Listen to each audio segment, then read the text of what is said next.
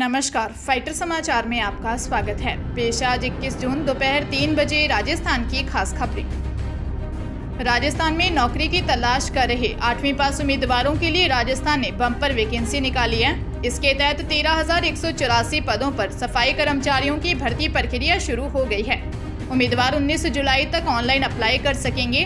उम्मीदवारों का selection interview और प्रैक्टिकल के आधार पर किया जाएगा। इसमें सिलेक्ट होने पर उन्हें 2 साल प्रोबेशन पीरियड पर रहना होगा। भर्ती के लिए आवेदन करने हेतु अभ्यर्थी का राजस्थान का मूल निवासी होना अनिवार्य है।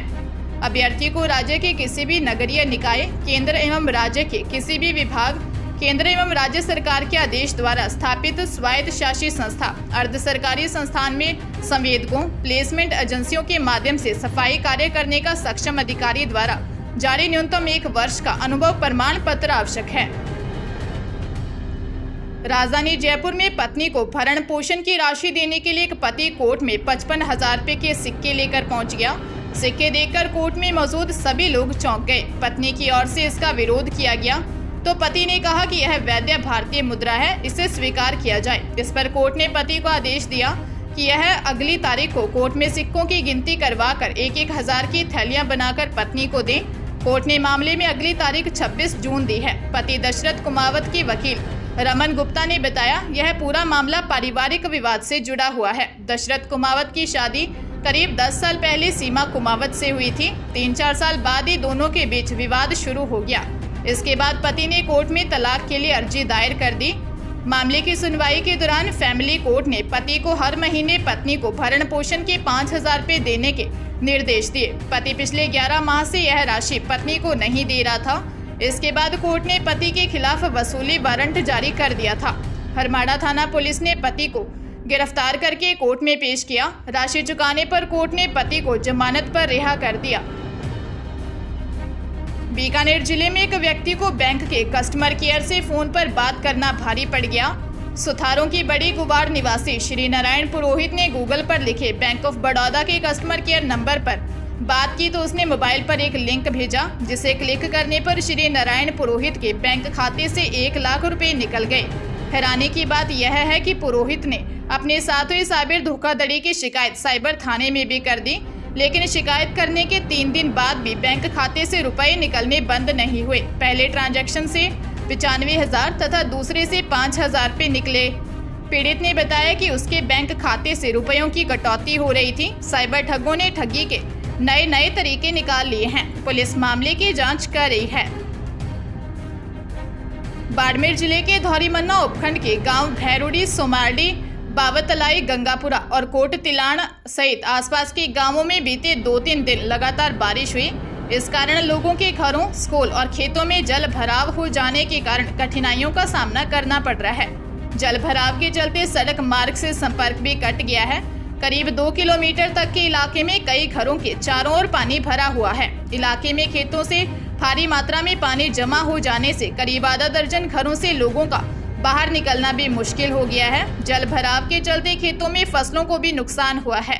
ग्रामीणों के अनुसार राशन लेने जाने में भी कठिनाइयों का सामना करना पड़ रहा है। अगर ज्यादा बारिश होती है तो लोग घर छोड़ने को भी मजबूर होंगे। लोगों का कहना है कि प्रशासन अभी तक मौके पर हालात जानने नहीं पहुंचा है। भरतपुर जिले के बयाना के सीएचसी अस्पताल में एक ही परिवार के 2 पक्षों में जमकर लाठी डंडे चले।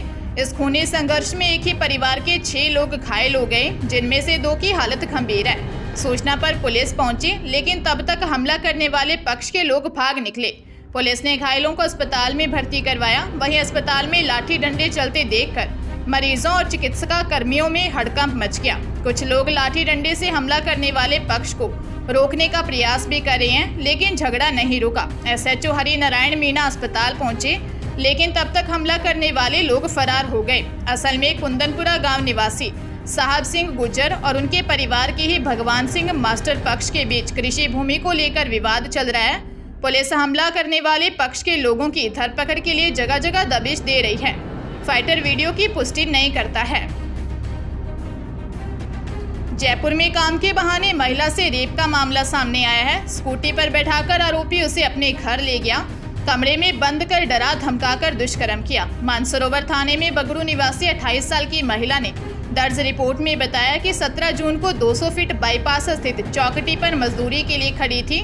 मानसरोवर निवासी राजेश उर्फ गोलराम गुज्जर आया, घर की सफाई के बहाने स्कूटी पर बैठाकर साथ ले गया। घर पर कोई नहीं होने पर काम करने पर मना किया, पर जल्द घर की सफाई कर जाने की कहकर समझा दिया। घर के एक कमरे की सफाई के बाद दूसरे कमरे में गई।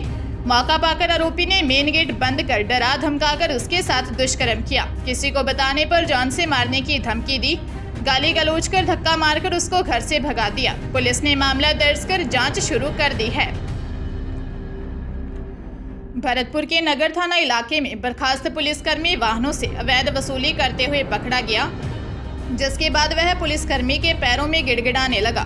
बर्खास्त पुलिसकर्मी वर्दी पहनकर वाहनों को चेक कर रहा था। जब ग्रामीणों को पुलिसकर्मी पर शक हुआ तो उन्होंने रास्ते से एक नगर थाने के हेड कांस्टेबल को बताया, तब जाकर पूरे मामले का खुलासा हुआ। दरअसल राम मीणा नाम का एएसआई भरतपुर पुलिस लाइन में तैनात था, जिसे बर्खास्त कर दिया गया। बर्खास्त पुलिसकर्मी अलवर के कठुम्बर का रहने वाला है। वह पुलिस की वर्दी पहनकर नगर कस्बे के डीग चुंगी पर पहुंचा और वहां से आने जाने वाले वाहनों की चेकिंग करने लगा और उनसे अवैध वसूली करने लगा। उसी दौरान वहां से एक नगर थाने का कांस्टेबल निकला तो लोगों ने उसे रोककर अवैध वसूली करने वाले पुलिसकर्मी के बारे में बताया। नगर थाने का पुलिसकर्मी बर्खास्त पुलिसकर्मी के पास पहुंचा तो बर्खास्त पुलिसकर्मी वहां से खेतों में भाग निकला। आसपास खड़े लोग उसके पीछे भागे और उसे कुछ दूरी पर पकड़ लिया, जिसके बाद उसे पुलिसकर्मी के हवाले कर दिया। बोझ ढोने वाले पशुओं को अब पशु मालिक अगर दोपहर 12 से 3 बजे तक काम में लेते हैं तो उन्हें 3 माह का कारावास भुगतान करना पड़ सकता है। जीव जंतु कल्याण बोर्ड ने इस संबंध में निर्देश जारी किए हैं। आदेशों की पालना करवाने का काम जिला कलेक्टर की अध्यक्षता में गठित कमेटी का होगा।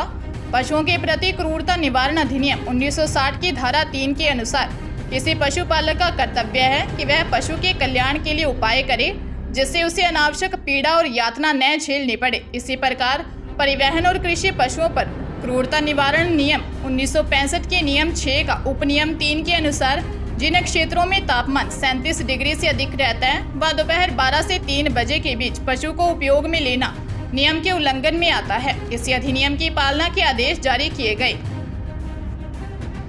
राजस्थान लोक सेवा आयोग द्वारा फूड सेफ्टी ऑफिसर प्रतियोगी परीक्षा का आयोजन 27 जून को सुबह 10 से 12:30 बजे तक किया जाएगा। इसके लिए अजमेर, जयपुर, जोधपुर व उदयपुर जिला मुख्यालय पर सेंटर बनाए गए हैं। संयुक्त सचिव आशुतोष गुप्ता ने बताया कि उक्त परीक्षा के प्रवेश पत्र परीक्षा दिनांक से 3 दिवस पूर्व आयोग वेबसाइट एवं SSO पोर्टल पर अपलोड किए जाएंगे। आयोग द्वारा जारी निर्देशानुसार परीक्षा केंद्रों पर परीक्षार्थियों को परीक्षा प्रारंभ होने के नियत समय से 60 मिनट पूर्व तक ही प्रवेश दिया जाएगा। इसके पश्चात किसी भी अभ्यर्थी को परीक्षा केंद्र में प्रवेश नहीं दिया जा सकेगा। अभ्यर्थियों को सुरक्षा जांच एवं पहचान के बाद ही परीक्षा केंद्रों में प्रवेश दिया जाएगा। इसके लिए अभ्यर्थियों को पर्याप्त समय पूर्व ही परीक्षा केंद्रों पर उपस्थित होना होगा।